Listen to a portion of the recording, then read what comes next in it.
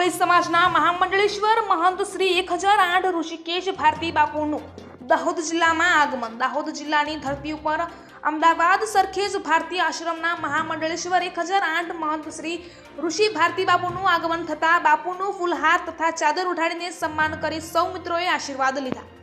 દાહોદ જિલ્લાના પ્રવાસ દરમિયાન દેગાવડા ગામના દાહોદ જિલ્લાના બક્ષીપંચ મોરચાના પ્રમુખ શ્રી સરદારભાઈ સી પટેલ સાહેબના નિવાસસ્થાને બાપુનું રોકાણ કરવામાં આવ્યું ત્યારે મહામંડલેશ્વર 1008 મહંત શ્રી ઋષિ ભારતી બાપુના આગમનથી દાહોદ જિલ્લાના સમસ્ત કોળી સમાજમાં ખુશીનો માહોલ જોવા મળ્યો હતો। ત્યારે સમસ્ત કોળી સમાજ દાહોદ જિલ્લામાંથી સરદારભાઈ સી પટેલના સાહેબના નિવાસ સ્થાને બાપુના આશીર્વાદ લેવા માટે સમાજના આગેવાન એવા ટીકે બારિયા સાહેબ, દેગાવાડા ગામના યુવા સરપંચ રામચંદ્ર, સમાજના પત્રકાર મિત્રો, કોળી કર્મચારી મંડળના પ્રમુખ શ્રી તેમજ આજુબાજુ વિસ્તારમાંથી આગેવાનો ઉમટી પડ્યા હતા અને ફૂલહાર તેમજ ચાદર ઉઠાડીને આગેવાનો દ્વારા બાપુજીનું સન્માન કરવામાં આવ્યું હતું।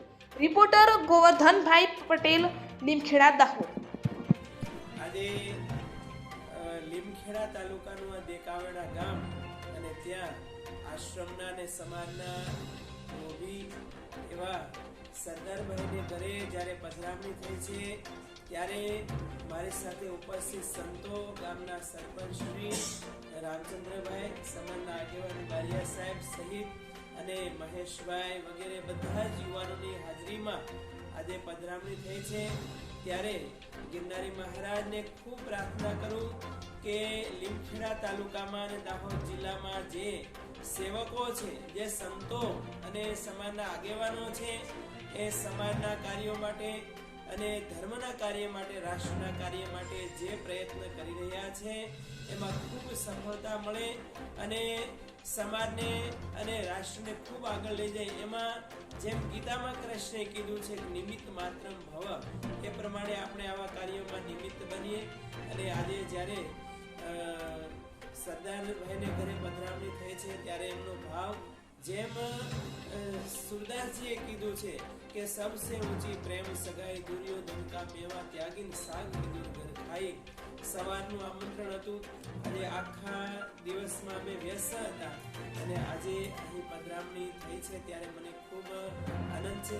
સરદારભાઈનો ભાવ જેમ શાસ્ત્રોમાં પણ કીધું છે કે ભાવે વિદ્યતે દેવો તસ્માત ભાવો હિ કારણમ, બધી વિધિ વિધાનોમાં ભાવ છે એ મુખ્ય પ્રધાન હોય છે।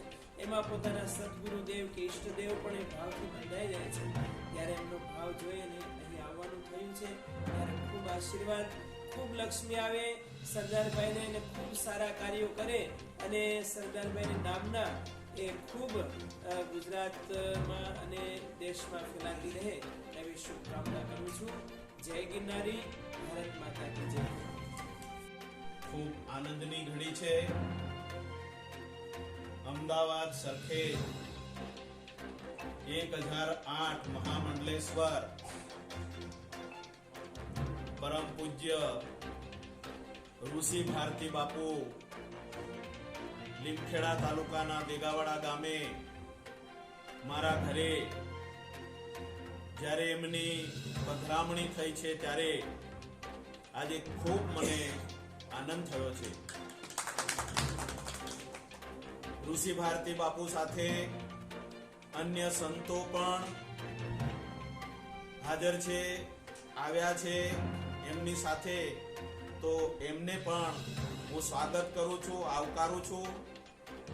અને ઋષિ ભારતી બાપુ, આપ જ્યારે આપના પવિત્ર પગલા અમારા ઘરે પાડ્યા ત્યારે અમને બધાને પાવન કર્યા છે।